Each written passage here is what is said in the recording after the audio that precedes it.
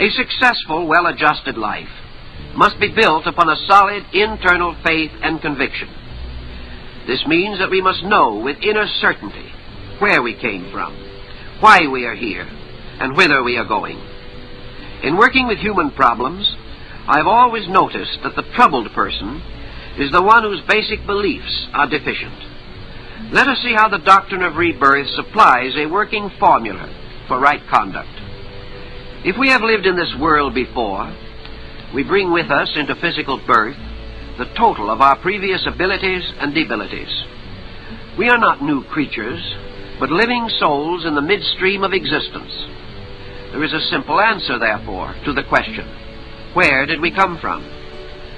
We came from our own yesterdays, stretching back over hundreds of thousands of years.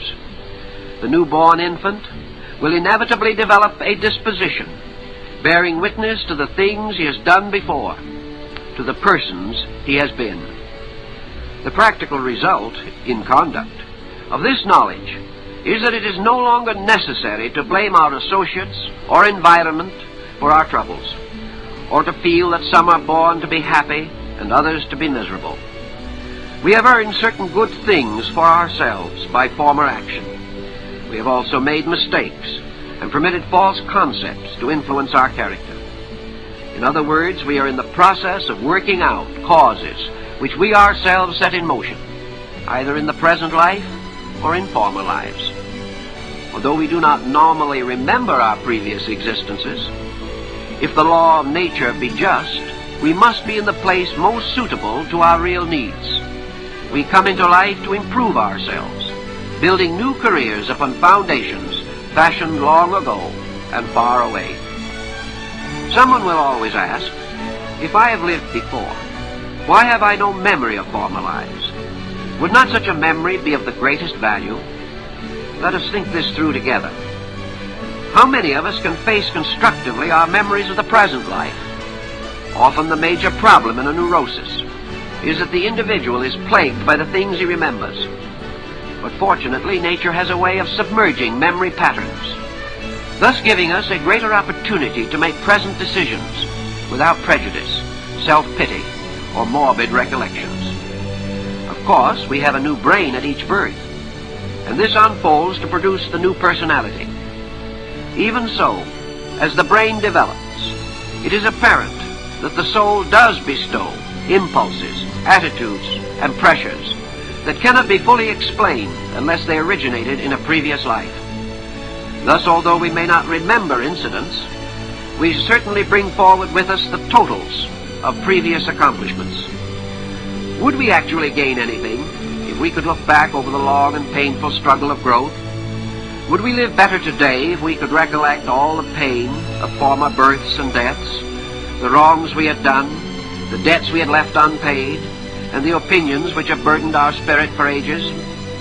Is nature not wiser and kinder when it places in our new-fashioned hands the skills we have acquired in the past and invites us to use them in newer and better ways, free from all guilts, remorses, and repentances?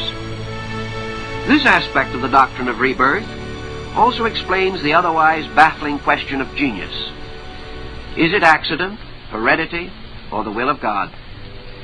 Each of us has capacities and potentials, and it may be wise to recall that the sons of the great are not always great, and from the most humble circumstances, magnificent human beings have arisen.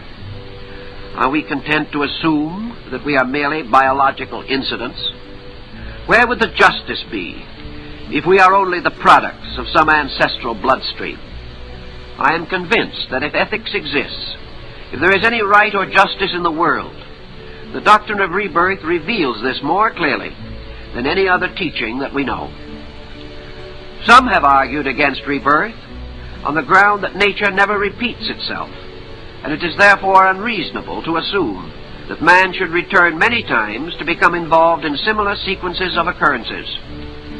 I do not believe that this argument is sound, for the simple reason that life is a rich and diversified sphere of activity.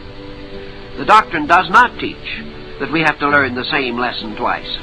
Rather, that there is more than one lesson. Once we have outgrown a mistake, it is no longer a problem. But there is far more to outgrowing than can possibly be accomplished in a single embodiment. The prospect of reliving a difficult career is not attractive, but Rebirth teaches that education is progressive, not repetitive. Problems can exist only in those areas where our abilities are undeveloped or insufficient. Some of us, for example, are no longer troubled with possessiveness, but we are still burdened with fear, or worry, or a bad temper. Recognizing our faults, we correct them, and we are then free from them, and have the gracious opportunity of turning our attention to those phases of our characters which are still troublesome.